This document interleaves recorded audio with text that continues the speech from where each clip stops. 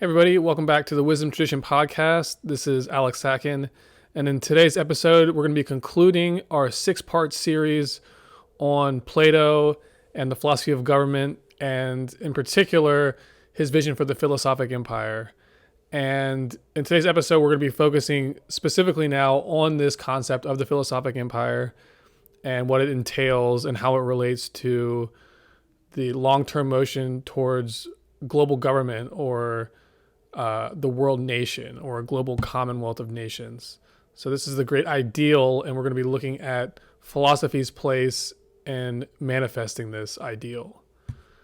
So that's the topic. We've been building toward this gradually throughout this series, and there's different aspects and themes from the various articles of this series that we're going to be touching on today.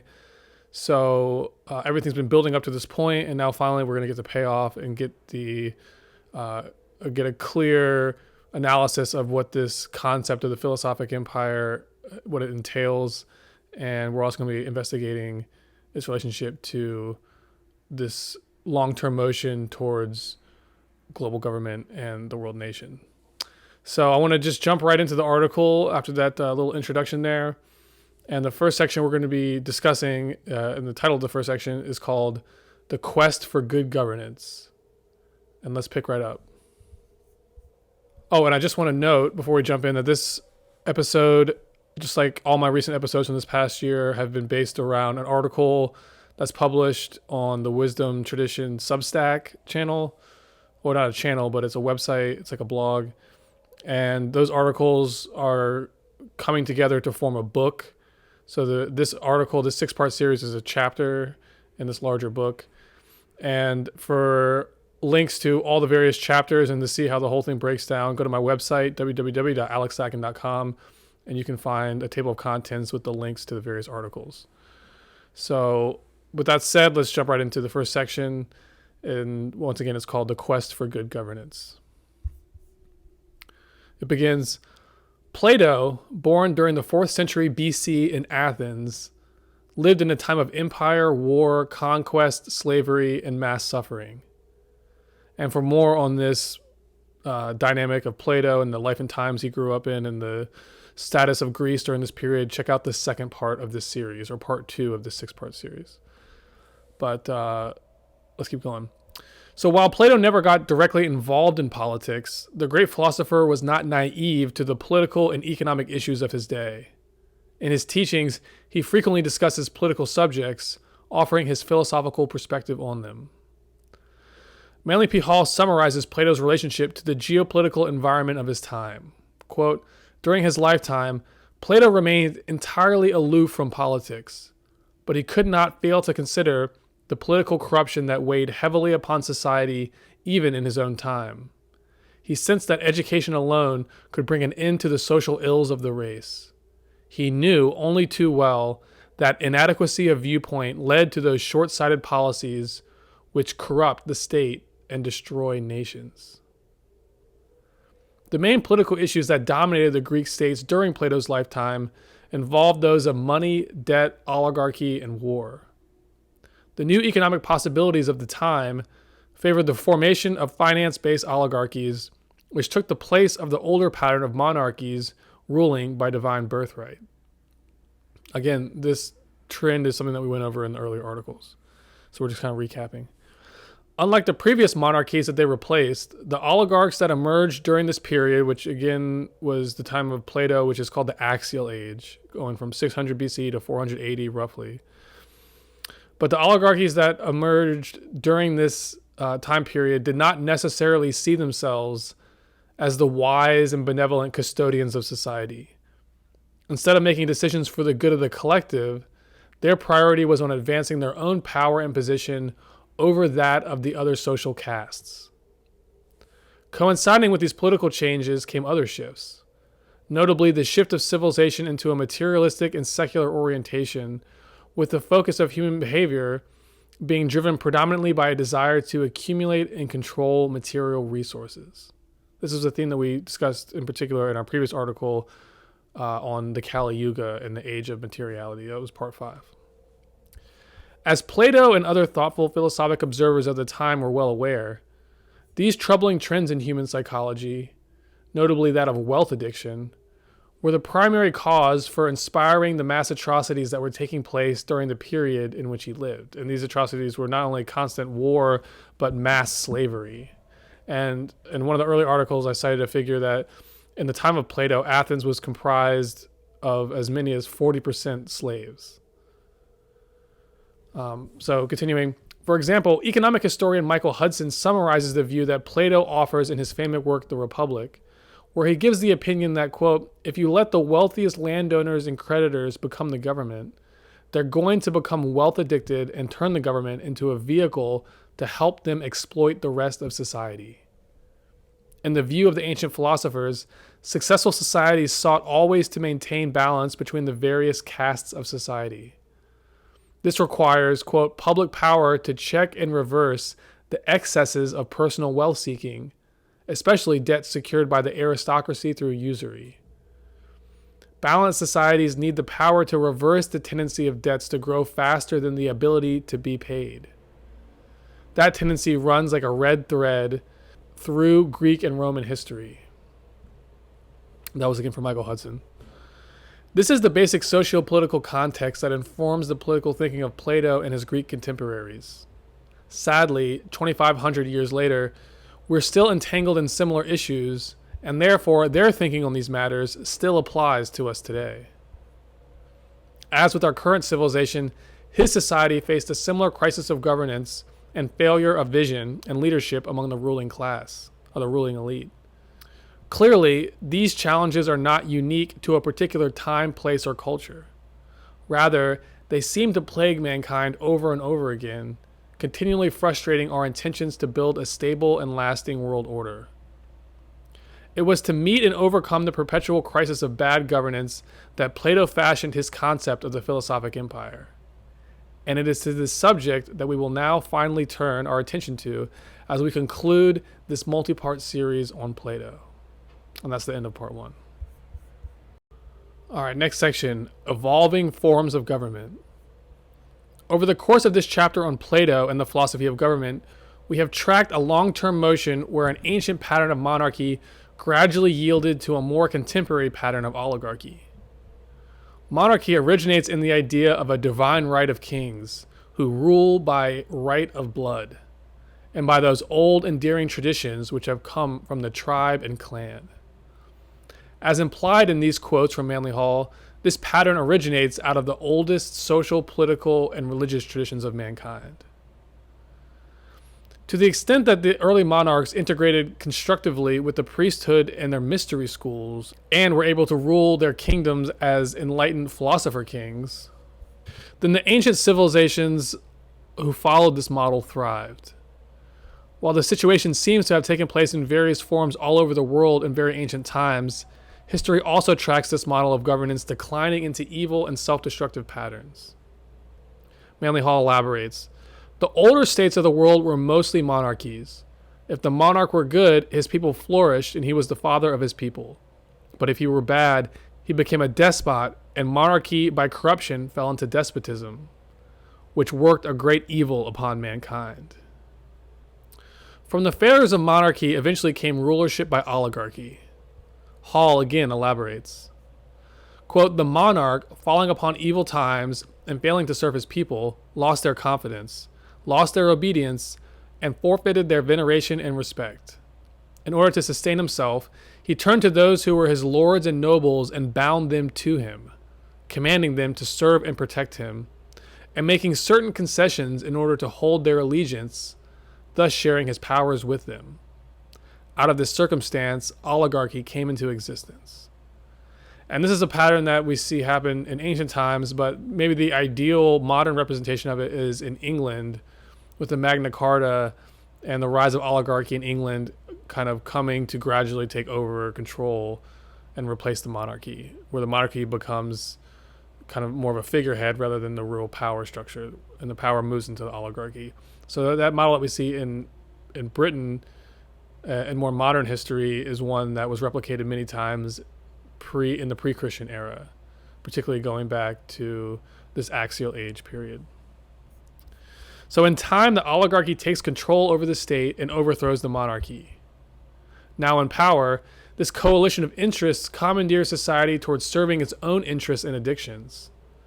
As Hall explains, quote, gradually this oligarchy passed through changes of one kind or another.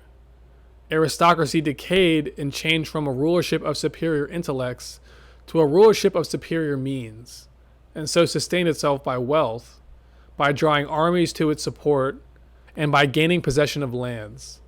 It also began to oppress the people who were no longer subject to a single despot, but now to an entire class of despots. In an attempt to regain social stability, societies who have fallen under the imperial control of oligarchies have generally pursued one of two options.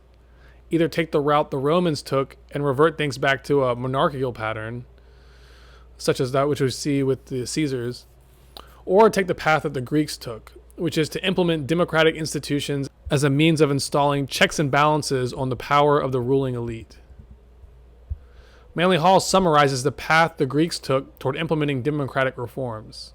Quote, under the oppression of aristocratic classes, the condition of the common people became increasingly unbearable. And in their extremity, they rose against the oppressing classes and brought into being the third order of government, democracy.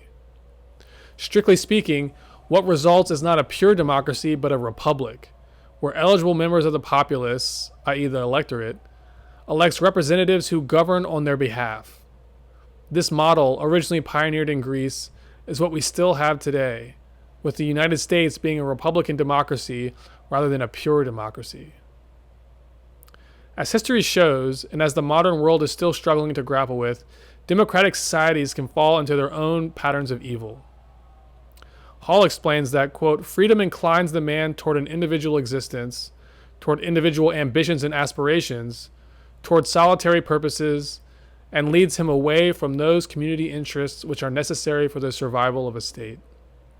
Consequently, quote, democracy tends toward an extreme individualism, in which each man lives for himself alone in order to accomplish his own purposes, to satisfy his own ambitions, to justify his own aspirations, and to profit himself without regard for the rest. And out of this state comes chaos. As Manly Hall demonstrates with this quote, like the monarchical and oligarchical patterns which came before it, democracy too can fail for lack of vision and wisdom. This time, failure is due not only to the self-centered behavior of the ruling elite, but also of the populace as a whole who now participate in their own undoing. Economic historian Michael Hudson, surveying the thinking of the Greek philosophers on the cyclical rise and fall of social orders, writes how, quote, Plato and Aristotle described a grand pattern of history. In their minds, this pattern was eternally recurrent. Looking over the 3 centuries of Greek experience, Aristotle found a perpetual triangular sequence of democracy turning into oligarchy, whose members then made themselves into a hereditary aristocracy.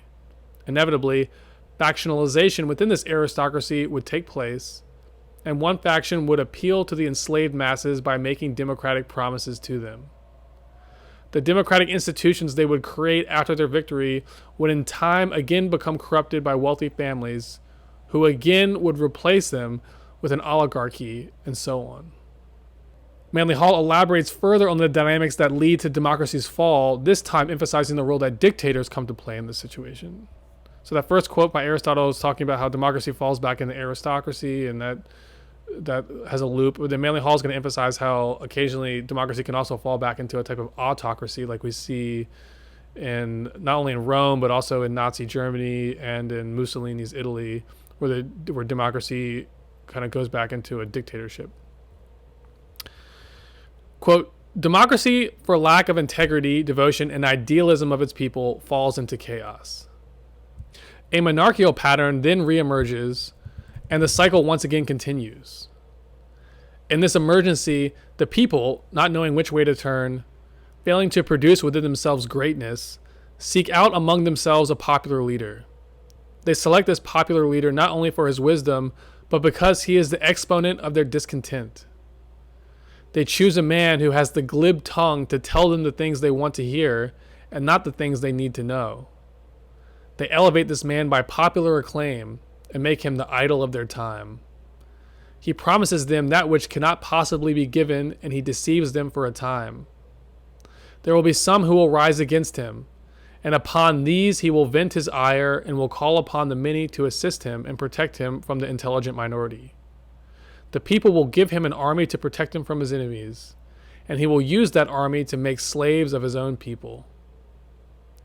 Hall then describes a process, and I just want to note that in the depth psychology publication that I put out last year, or I guess in 2021, I have a case study in there that's taken or inspired by the work of Carl Jung, but it's on Nazi Germany. And actually, Carl Jung has this great article series. It's a profile of Nazi Germany, which he lived in that region during the build up to the war. And he sort of had many patients that that were of German descent that he psychoanalyzed. And so he factors in a number of very interesting things about the German mind state during that time, and his analysis of Hitler, the rise of Hitler and the Nazi Party, is very much in alignment with what Manly Hall is talking about here. And he talks about the archetypal qualities of someone like Hitler and how they played, or his sort of style played into or played off of these psychological elements from the unconscious that were moving into the German mind state during that time. So Hitler very much is a case study for what Manly Hall was talking about in this point. So check out that publication for more on that. And you can find a link to my store where that's available at my website. So let's pick back up. Hall then describes a process which famously befell Rome, where the dictator must constantly, this is a quote now, must constantly protect himself against his own people. He does this by burdening them with taxes and diverting their minds with war. To sustain himself, the dictator will make war against other peoples, in this way holding the enthusiasm of his own people. He will go forth to disastrous wars and will finally destroy his own people who have suffered unbearably beneath the burden of his yoke. In this way, he will have destroyed his people and reduced them once more to chaos. Summarizing the essential lesson to be learned from these repeating patterns of history, Hall informs us that, quote, wisdom is the integrity to administer any kind of government. Without wisdom, they must all fail. It is on the need to cultivate wisdom at all levels of society that Plato directed his attention, for he realized that without enlightened leadership and an educated populace, no model of government could work. The idea he came up with as a solution to this problem is centered around the notion of the philosophic empire. And the philosophic empire represents a model of government that seeks to enthrone not an individual autocrat or class of oligarchs, but rather a philosophic way of life. And this way of life is intended to extend across all levels of the social hierarchy. In his view, it is only through a widespread social commitment to philosophy that mankind will ever approach a stable and lasting system of government. Consequently, without philosophy being throned as the core institution of civilization, the repeated rise and fall of unstable nations and empires must continue as an inevitable pattern. So the point of this section, which again was called the evolving forms of government, was to compare and analyze the different modes moving from monarchy to oligarchy to democracy, and to note the relationship between them and how they kind of oscillate between each other, and then to make the point that the instability of the whole thing will continue as long as philosophy is subjugated into this secondary consideration. So only when philosophy is resurrected as a dominant institution of not only governance, but also just social values in general, only in that situation will a stable pattern of government ever emerge. Because the instabilities in our own philosophy is designed to help us conquer the instabilities in ourselves. So without it, those instabilities will inevitably lead us into behaving collectively in ways that will bring about our own demise, and also individually. So that was the point of that section. So the next one is called What Democracy Demands of Us. We're going to pick right back up with that.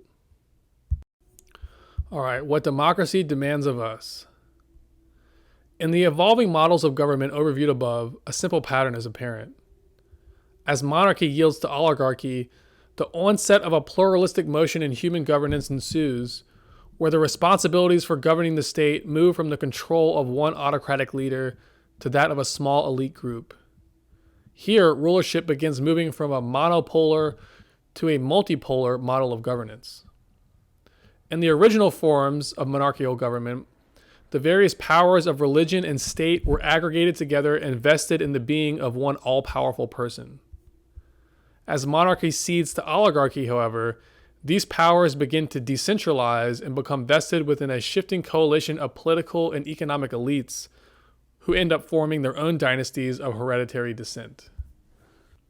Thus, with oligarchy, the power of government moves from one monarch to a coalition of elite interests, who politically compete with each other for influence over the overall system, which no single individual dominates completely.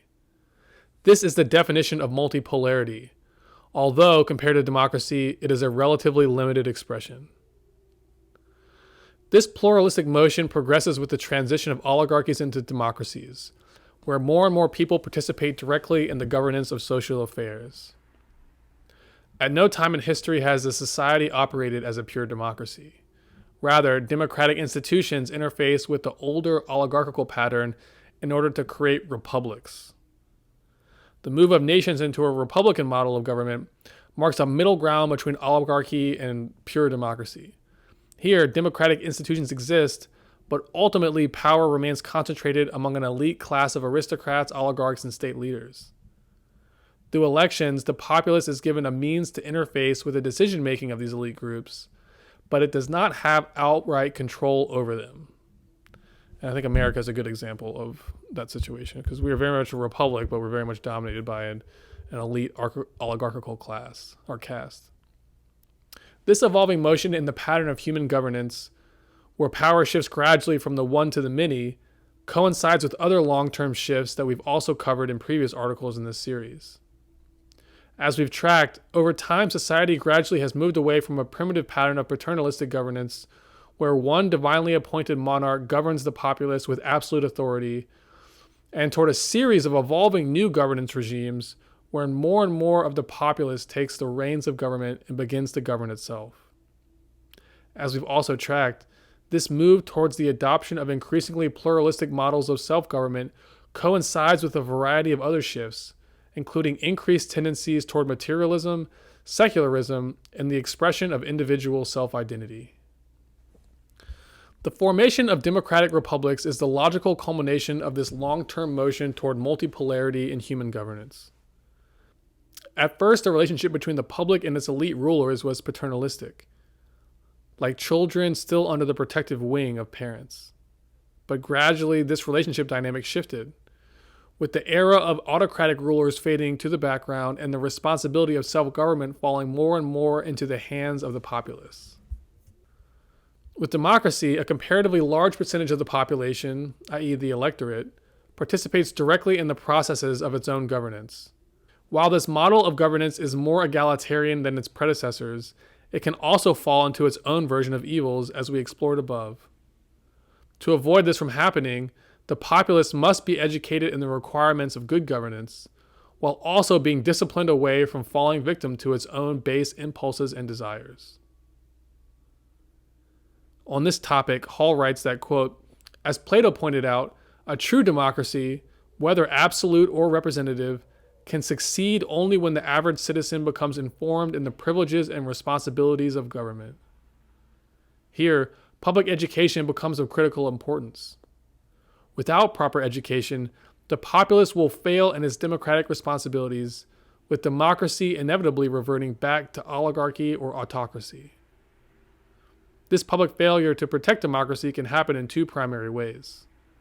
First, an uneducated public will fail to produce adequate leaders from within its own ranks, ones who will take the reins of government and direct it toward beneficial and benevolent pursuits, ones targeted toward enhancing the general welfare of society as a whole rather than just that of themselves.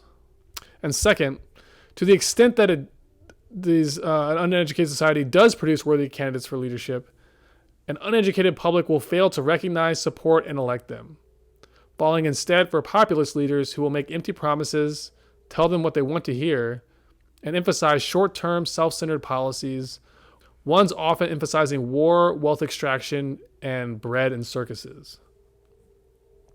So clearly, the education of the populace is a necessity for successful democracy to function. The question is, what specific type of education is needed? We explored in the previous article of the series, Part 5, how mankind has fallen into a materialistic mode of psychology. This is reflected in our educational curriculum. The deeper mysteries of spirit and man's relationship to it have been taken out of education and hence out of our awareness. As the mystery schools departed from public view long ago, their doctrines of spiritual teachings departed with them. As its replacement, man received a body of teachings that reflected either the closed-minded theological dogmas of the church or the materialistic and consumption-oriented values and beliefs of the oligarchy. As history, past and present, demonstrates, neither of these educational approaches has proven adequate to produce a society capable of successfully governing itself over the long term. What is clearly missing from our collective educational program is philosophy, and its emphasis on the timeless values of wisdom, virtue, and understanding. As Manly Hall explains, quote, "Philosophy is the great need of our world. We have struggled on for ages without it, and we have failed and failed dismally. We have tried to substitute industry, economics, and policy for that basic internal and intellectual integrity which is indispensable to survival." This was the conclusion that Plato also reached, that civilization will only fulfill its potential when first its leaders and eventually its populace are trained as philosophers. The main idea is that philosophy teaches man to be self-governing. Only when man can govern himself is he fit to either govern others or to participate democratically in his own governance. Manly Hall elaborates, quote, "Man must be internally educated in values before he can administer himself. And until he can administer himself, he cannot be part of an enduring state ruled by a system which has as its very keynote the fact that the individual is a self-governing unit." And that's what democracy is premised upon. So if philosophy is our need, how do we enthrone it and disseminate its teachings in those arenas where it is most needed? In Plato's view, it is through the leadership of a class of, quote, philosophic elect that the sacred wisdom teachings of philosophy can be extended throughout the various levels of society, thereby breeding a new generation of philosophically informed leaders to carry the torch and further expand the mission. Summarizing Plato's vision, Hall declares that, quote, "Each child coming into the world should be taught that the spiritual life within him is the greatest and most important part of himself. Therefore, we must begin by teaching our young to understand that they bear witness to an eternal spirit within themselves. If they are true to that spirit, their world is happy. If they fail that spirit, they are unhappy and their world fails." That is education. That is the beginning of the creation of a moral universe. That is the beginning of the ethical association of humankind, and the ethical association of humankind is the beginning of the Platonic empire or the philosophic empire. For this empire is based upon the supremacy of the spiritual purpose of man over the material selfishness of his personality. So that right there is the mission statement of the philosophic empire. Bringing things back to the topic of democracy, it is clear that without an electorate comprised of philosophically minded individuals, democracy will fail, as the weaknesses in each of ourselves will aggregate together to form a great collective weakness, which becomes the mechanism through which the downfall of democracy is ensured. Plato put it simply, quote, "Until kings are philosophers and philosophers are kings, there can be no peace among the nations and states of the world. Therefore, only through philosophy is collective security ensured. For without the cultivation of a deep level of spiritual understanding within our leaders and within ourselves, we will continuously fail, and we will continually wonder why." Hall informs us that, quote, "We cannot have peace without understanding, and we cannot have understanding until we dedicate our institutions and our lives and the most sacred part of ourselves to the achievement of understanding." He continues, quote, "For mankind, all good things must come to man through man. The weakness of man, not the failure of the universe, confronts us. We are the ones who must make the peace. We must defend it with integrity, which is the foundation of enduring security in every bracket of human endeavor. Therefore, we need philosophy. We need it in our schools, our churches, and in our policies and economics. So that's the end of that section. And once again, that was called What Democracy Demands of Us. And the implication there is that it demands of us to be philosophers, ultimately, to be schooled in the way of philosophy and to live the philosophic life. So that's the end of that section. The next one's called The Philosophic Empire. All right, the Philosophic Empire. If the goal is to enthrone philosophy as the central institution of society, the question becomes, quote, how do we get from here to there? In the thinking of Plato, the proliferation of philosophy within society must begin with those who are already in positions of leadership and authority. As Manly Hall writes, Plato realized that all men were not fitted for a high degree of spiritual realization, but he reasoned that the state was not ruled by all men, but by a small group of men who lead and direct the destiny of the rest. He knew that the men who lead must know and understand. If these men lacked vision, then all the nation must perish. From these realizations, Plato evolved his system of government by the philosophic elect. His ideal state was that in which wise men protected and instructed the uninformed. At first glance, this concept seems paternalistic. The wise govern the uninformed. But, as the Tao Te Ching asks, what is a good man but a bad man's teacher? What this means is that it is the duty of the philosophic elect to educate and raise up the uninformed by spreading philosophy into all realms of society. According to Hall, we must say that Plato's plan is social rather than political. This is quoting Manly Hall. So the plan is social rather than political. It would transform states or nations into social orders, removing the political interference and establishing government as community service and community cooperation. Hall also notes that, quote, Plato's government was a kind of school. Some were teachers, others scholars. But as the schoolboy acknowledges the superior attainment of his teacher, so all men should acknowledge the superior attainments of the wise. In this way, Plato envisioned the state as the teacher of its own people. Religion, science, art, literature, and all the cultural parts of knowledge together constituted the state. The temple was the city hall, and around this central axis of philosophical enlightenment, the community rotated, with all the life and industry of the people being geared to this central motif. Keeping in mind Plato's greater philosophy of life and his doctrine of archetypes, as covered in part 3 of this series, we discover that Plato's concept of the philosophic empire is the natural outcome of his teachings concerning the sovereign rulership of unity, the one life, over diversity, the many lives. As Hall explains, quote, men should not work under the illusion that their lives and purposes are separate from one another, but with the realization that the accomplishments of each are part of the accomplishments of all. Civilization is community existence and community interdependence. And civilization requires a standard of mental unfoldment by which each citizen perceives the common good and cooperates towards its accomplishment. By mental unfoldment, Hall is implying a mystical process of self-realization. Here, we discover that the overall purpose of philosophical education is to release the indwelling integrity, i.e. the higher self, so that it may practice dominion over the inferior and unenlightened instincts. That was a Manly Hall quote. So is this one next. The process is like that of a sculptor. The wise man carves out his destiny, perfecting himself as a stone cutter perfects a statue.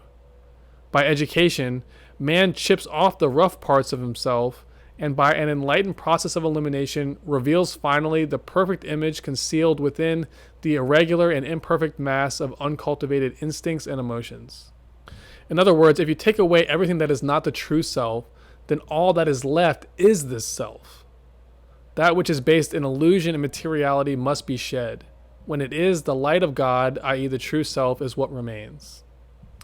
The disciplines and esoteric sciences taught in the ancient mystery schools, of which Plato was an initiate, were oriented around this same goal, of eliminating worldliness within the initiate so that they may gradually come into alignment with their higher self.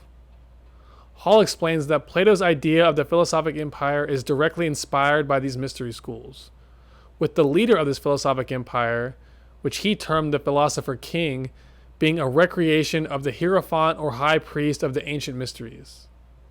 Hall writes, quote, Plato's concept of the empire of the wise, ruled over by the philosopher king, was but a political enlargement of the pattern of the mystery schools and the perfected men who govern them. The philosopher king is the adept, the natural leader of mankind, the good shepherd, and the representative on earth of the sovereign gods. Accompanying this philosopher king are the philosophic elect, another term for the initiates who are disciples of this central adept or hierophant. Quote, this natural aristocracy of the informed is the only ruling class that can be entrusted safely with the leadership of the state. There can be no end to the wrangling and bickering of princes and the conspiracies of politicians until spiritual and mental attainments are recognized as proofs of superiority. It's again a Manly Hall quote.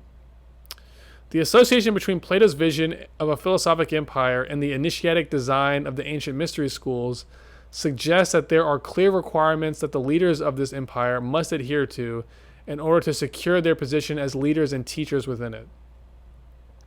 Hall informs us that, quote, the sacred institutions of the mysteries accepted only those who had first regenerated their own lives and brought to the temple abilities rather than debilities.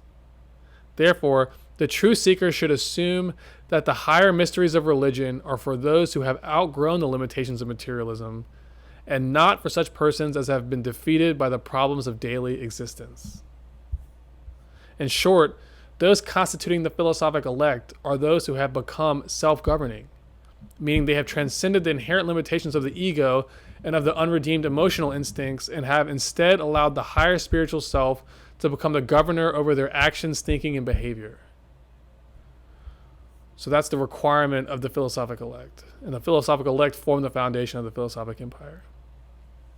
With their consciousness rooted in the higher self, the philosophic elect are able to perceive and reframe the problems of life from the detached and objective standpoint of a bird's eye view. This allows them to perceive problems and challenges from the vantage point of God's perspective. Hall elaborates on the perspective of life that the philosopher gains by adhering to this process. Quote, following the path pointed out by the wise, the seeker after truth ultimately attains to the summit of wisdom's mount, and gazing down, beholds the panorama of life spread out before him. The cities of the plains are but tiny specks, and the horizon on every hand is obscured by the gray haze of the unknown. Then the soul realizes that wisdom lies in the breadth of vision, that it increases in comparison to the vista. Then, as man's thoughts lift him heavenward, streets are lost in cities, cities in nations, nations in continents, continents in the earth in space, and space in an infinite eternity, until at last but two things remain, the self and the goodness of God. It is the purpose of the philosophic empire to espouse this worldview and to promote it within the collective body of mankind. And it is the philosophic elect that is tasked with leading the way forward towards this desired end. So that is the basic concepts of the philosophic empire and the philosophic elect and the sort of mode of thinking and the path of life that those philosophic elect follow that give them the capacity to rule wisely and benevolently. And it has to do with the fact that the philosophic elect are not just intellectual greats or giants, but they are people who have had an experience within themselves in which it is confirmed that unity or God is creation. And so based on that experience, that becomes the foundation of civilization in the form of man's laws now become explicitly made or crafted so that they imitate God's laws. So on earth as it is in heaven. That's the basic idea. So that's the end of that section. Next one is called Universal Law, the basis of philosophic education. Universal law, the basis of philosophic education. Plato's vision for the philosophic empire is premised upon the notion that the universe operates according to an immutable framework of law. The only way that mankind can build a lasting and sustainable civilization for itself is by learning this law, obeying it, and implementing its patterns at every level of society. Manly Hall restates this idea in simple and direct terms. Quote, "Space is ruled by motions, laws, and tides that are continually flowing through it. They are motions intrinsic and inherent. They are laws, absolute and inflexible. Man may work with them, and by applying what he discovers, accomplish greatly. But if for any reason he works against them, he is destroyed." As the record of human history demonstrates, governments founded without consideration for the principles of universal government will fall. Human ambitions that run contrary to divine purpose cannot survive. Nothing can survive which rotates or vibrates contrary to the universal pattern. The secret of philosophy, and of the ancient mystery schools it was originally born out of, is to learn and obey law. Hall explains, quote, "As the individual reaches spiritual and intellectual maturity, he realizes that supreme wisdom administers the affairs of creation. He accepts the divine law as the greatest good for himself. For it is only in a lawful universe that the constructive works of man can come to their proper fruition. And so the very height and supreme pinnacle of wisdom is to know what the pattern is and apply this knowledge to every institution man has built up. Either we apply the law to the things we are doing, or recognize that they will not and cannot survive." Here we return to Plato's concept of archetypes, a topic we originally explored in part 3 of this series, titled The World Soul and the Philosophy of Archetypes. Plato's concept of archetypes informs us that each expression of life in the universe is ruled not only by universal law, but also by an individualized and personalized expression of this law, one that applies specifically to them. This individual expression of law dictates the archetype or design plan for each life form. The archetype establishes the law for each life form's individual pattern of existence. As each form grows, develops, and evolves, it does so always in relation to its own underlying archetype. This concept of archetypes applies to each individual human being. It also applies to each nation as well as to human civilization as a whole. At every level, life is governed by an underlying design pattern that dictates its form, function, and evolutionary pathway toward completion. And I just want to note that in astrological terms, the horoscope is in a way a map or an image of this archetype for each individual thing. And that's sort of demonstrated by the fact that not only individuals have horoscopes, but you can cast a horoscope for an organization, for a nation, and for the world as a whole.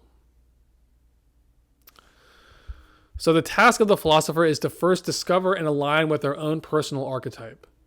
For the human being, this archetype is personified as one's higher self. The higher self is the center of consciousness within each human being. It is a spiritual entity and projects from itself an evolving sequence of physical personalities, which it uses to express its consciousness through within the domain of material creation. To discover and know the law of their own being, the philosopher is required to know and integrate with the spiritual part of their own nature, i.e., their own higher self. This comes as a mystical experience, an experience of self-realization. As Manly Hall informs us, the attainment of true wisdom comes only through this process of coming to know and integrate with your higher self. Then, through this higher self, the all-encompassing universal self, the supreme archetype of creation, can then be known. Hall writes that, quote, "The primary end of philosophy is the attainment of wisdom, or the state of knowing and understanding. Philosophy utterly fails in its mission unless that mystical elixir, understanding, tinctures the whole. Understanding is the ultimate stage of knowledge. It is the perfect realization of the purpose and meaning of things. The philosophic elect is comprised of those individuals who have attained to this level of understanding and self-realization. It provides the ultimate state of knowledge and is the rarest of all faculties, as it provides the knower with an intuitive grasp of facts and the power to discern reality. The reality that the mystic discovers is that, quote, we are each a focus point of universal attention. We are creatures that exist because consciousness, examining and introverting upon itself, became aware of us among the infinite potentials of its own power. According to the thinking of Plato, the wisdom provided by this experience is necessary for leadership, as it provides the perfect realization of the nature and relationship of parts to the fundamental unity in which they exist. The leaders of the philosophic empire, i.e. the philosophic elect, govern society based on the principle that all individuals, organizations, cultures, and nations are held within the being of a common unity. This unity is the one life, and the goal of human life is to fulfill the plans and purposes of this divine principle. This divine principle is the source of the law that we must learn to obey and follow. This is true for each individual and it is equally true of the collective. The philosophic empire is oriented toward facilitating this realization within civilization as a whole. This realization is, quote, not merely an intellectual experience, but an experience of consciousness. Therefore, the philosophic empire's underlying motive is to expand human consciousness toward a great collective realization of the divine will. In this way, philosophy reveals to man his kinship with the all. It shows him that he is a brother to the suns which dot the firmament. It lifts him from a taxpayer on a whirling atom to a citizen of the cosmos. It teaches him that while physically bound to the earth, of which his blood and bones are part, there is nevertheless within him a spiritual power, a divine self, through which he is one with the symphony of the whole. And that was from Manly Hall. So, the point here was to emphasize further the worldview and the sort of philosophic concepts that are at the heart of this notion of the philosophic empire. And this will be the belief system and worldview espoused by the philosophic elect who become the leaders of this situation. So that's the end of that section. The next section is called the world nation and the temple of civilization. And this is the concluding section of this article and also of the chapter as a whole. So the world nation and the temple of civilization. The trajectory of world events is driving civilization inexorably toward the formation of a world nation, one characterized by a set of transnational institutions and governmental agencies existing over top our current nation-state pattern. In order for this situation to firmly take root, the peoples of the world must adopt an explicitly global sense of self-identity, meaning the peoples of the world must come to see themselves as not just members of a particular nation or race, but also as members of the collective human family. This leap toward an identification with the human race as a whole, and not just as a member of a particular subset of it, requires the capacity for us to break down one of the most deeply ingrained psychological habits of humanity, which is to perceive some groups as others, and thus as not part of one's own sense of self. And this is part of what we went over in the previous episode when we talked about the 7 stages of realization that are part of the human being moving upwards in terms of the various levels of government that are possible, or self-government. So we started with the individual, and then you have the family, and then the tribe, and then the nation, and then the race, etc. So the idea is us to get to the point where we break down everything below the one whole, or the one human race, as the basis of self-identification, so that everybody's sense of self begins with a concept of its participation in an underlying unity. And that's what we're missing, because people identify with their tribe still, or whatever group they're members of, organizations, etc., or race, or their nationality. But we in moving towards a world nation and world civilization, we have to have an ethos that values the human race as a collective, and that becomes a sense of self-identity. And we don't have that, but that is what the philosophic empire is intended to inspire. That's the point, or part of the point. The psyche of the average individual today is still locked in a self-other, or self-not-self pattern of cognition, where it perceives itself as fundamentally separate and different from certain categories of other human beings. Our current social environment reflects this attitude. We have different nations, ethnicities, religions, political ideologies, and cultural groups competing with each other, each seeing itself as fundamentally different from and separate from its counterparts. The quest to build a world nation requires human psychology to tear down these barriers in order that its sense of self-identity may fully embrace its own participation within unity. The question then arises, how do we do this? What vision will arise to inspire such a change? By now, the answer should be clear. We need a global social movement founded upon the wisdom teachings of ancient philosophy.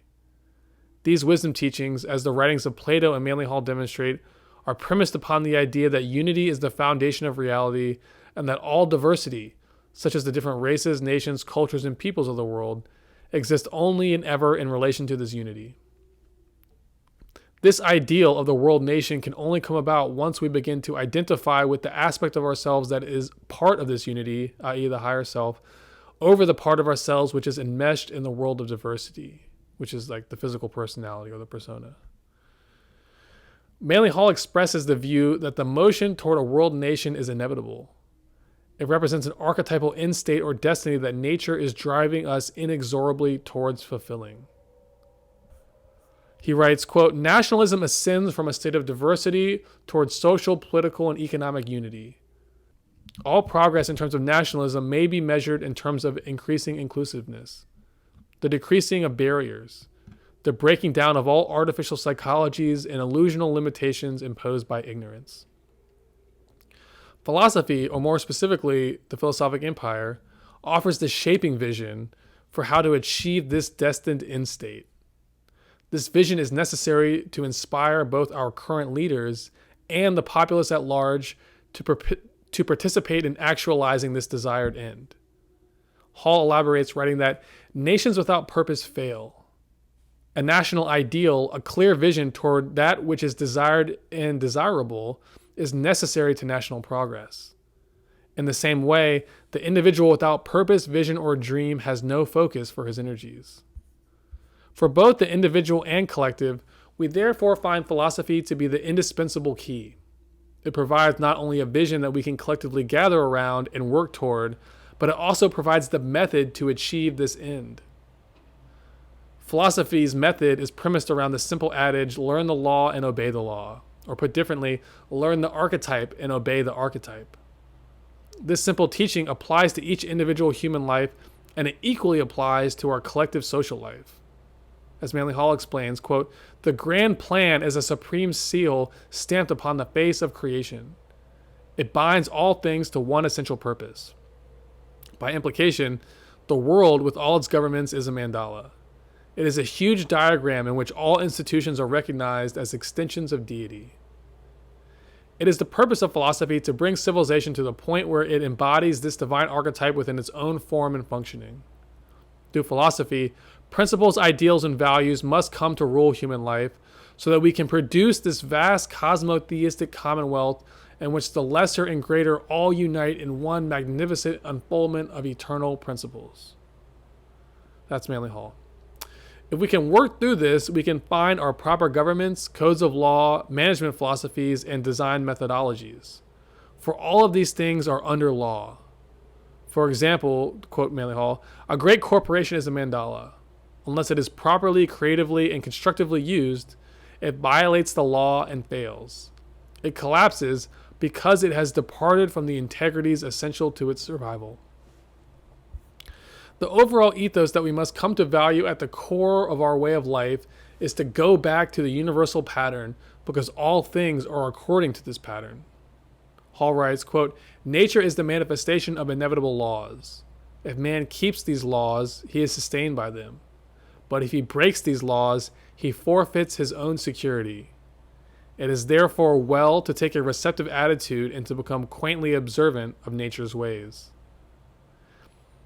Hall then emphasizes that, quote, the laws of nature bear witness to divine love rather than despotic authority. The real struggle is in ourselves. And the struggle is to learn and obey the law, or let thine will be done rather than my will, or however that quote goes. In sum, the evolutionary destiny for civilization is already pre-established by an archetype. This destiny is a global one, and it is one that embraces the idea that this world is a temple of initiation, a great mystery school, that each human soul is intended to pass through and graduate from. When the religious institutions of the old pagan order disappeared, the mystery schools that they contained did not disappear. Rather, they went underground, where they began preparation for their new birth in a global form.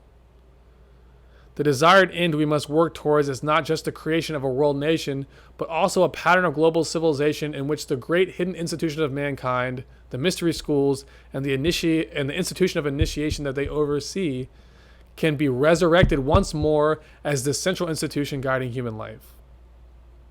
Manly Hall writes that, quote, "While life itself goes on, the mystery school will continue.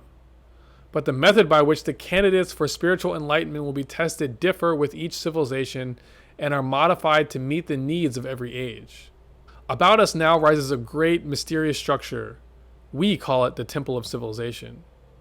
Here is the new temple of initiation where every day souls are tested as to their greatness and integrity." He continues, quote, "The new ritual is fitted for the new age. At this time, those who believe through study and thought that they have come to a little better understanding of the laws governing life are faced with an opportunity to prove their intelligence by meeting the present condition in a truly philosophic spirit. Here is a great initiation, one of the greatest that the chemistries of life have ever precipitated." And this is the last part. Hall then asks, can the philosophically minded individual take the present conditions and use them as opportunities for growth and rational achievement? The test of philosophy is its sufficiency in time of adversity. A neophyte in the modern mystery school is armed with the short sword of a little wisdom and launched into the darkness of an irrational world to fight the instincts of possession and selfishness.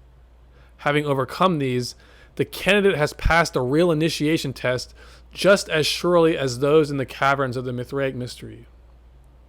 Never has there been greater incentive to a betterment of the general condition, and those who meet the present crisis according to the highest standards they know must be the forerunners and pioneers of a better order of things to come upon the earth.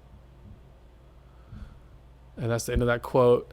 And that's the last part of this article. And I just love that, because it sets this vision for us that each of us can be inspired by and inspire to, which is to meet the present conditions, the present world emergency, and each of us in our own place to meet it as best we can in the spirit of philosophy, and trust that God and the divine intelligence of nature is going to move things in the direction that it will put us into position where at the right time and place we will have an opportunity to prove our worth, essentially.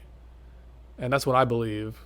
And if we consider the various prophecies I've talked about on my channel and that are coming from Manly Hall, one of them being that of the Kali Yuga that we talked about in the previous chapter.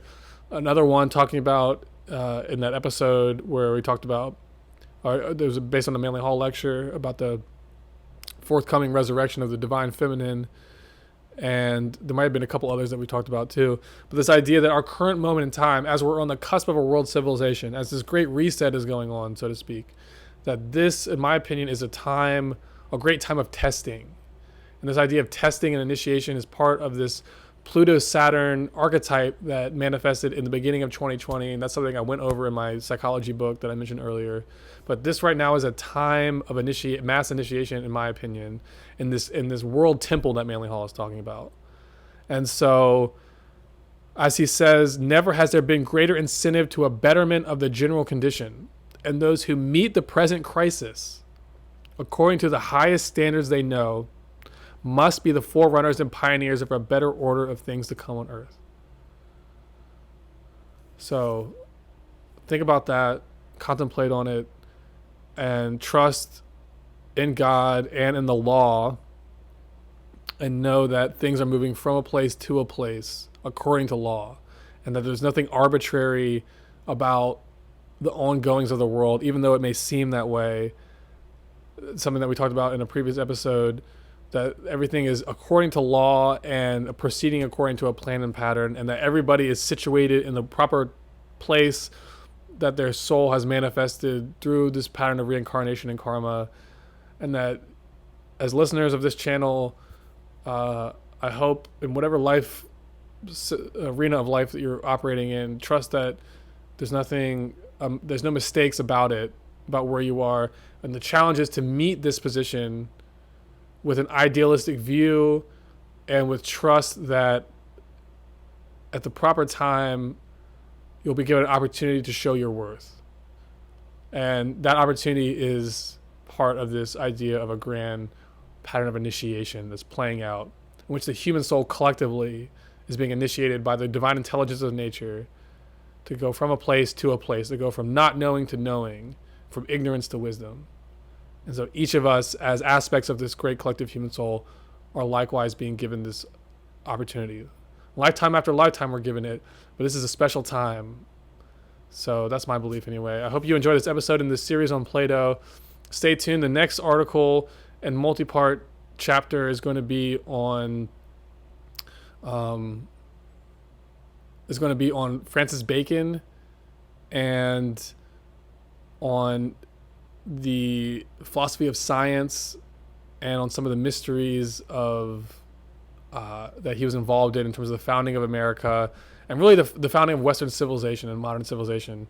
Francis Bacon is one of the most incredible figures of human history. So we're going to be analyzing his story in another multi-part series.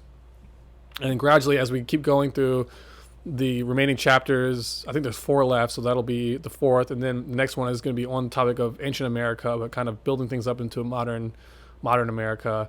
And then the one after that's on Manly P. Hall and his story, but also how his story interfaces with the history of the 20th century, which is something that I tried to tell, a story I tried to put together in the documentary that I made about Manly Hall, which you can find on my podcast, but also on my YouTube channel. And then the last one is going to be dealing with astrology and some interesting and important concepts in astrology that apply to us today. And that's going to be based off a little booklet of his that's pretty rare. It's called The Piscean Age, A System of World Prophecy. So anyway, that's the remaining chapters of the book. But as we go through them, we're gradually be going more and more into a modern context and trying to define this state of time that we're in and go into the deeper mysteries. And so that's coming up. And as part of that series, I'm going to be going into the deep state a little bit and talking more about the psychology of the deep state and its relationship to this idea of the collective shadow. And we're also going to be talking about the secret space program, quote unquote, or the idea of a sort of esoteric scientific institution. And that's something I also put together like a little docu-series on. It's sort of like a collage of clips. It's not really a formal documentary, but it's sort of a blend of material that I put together. And that's also on my YouTube and also on the podcast. And there's one of those for the deep state as well. That's similar type of thing. So we're going to be going into that material, and I'll be offering my commentary and be delving into a lot of sources that are not Manly Hall, but sort of contemporary sources that do great analysis on those themes. So those are all things that we'll be moving into. But the vision behind where it's all going and how it's all going to come together is really based on this pattern of the philosophic empire. And that's this idea that I sort of espouse throughout all my work. What's the manifestation of all this, and what does it look like? And it looks like this idea of resurrecting philosophy, and bringing it into the leadership class, and through the leadership class, bringing it to the rest of the world and the lower strata of society, and gradually bringing the philosophic lifeway into collective civilization so as to sort of enhance and catalyze the evolution of the human soul, both individually and collectively. And so doing, to fulfill our soul contract with God while we're here on earth, to evolve, which is to evolve. So with that, I'm going to conclude this episode. And once again, that concludes this chapter on Plato. Thank you so much for tuning in, those who have followed the whole series. Hope you enjoyed it. And check back. It'll probably be a couple weeks before I had the first episode on the Francis Bacon saga.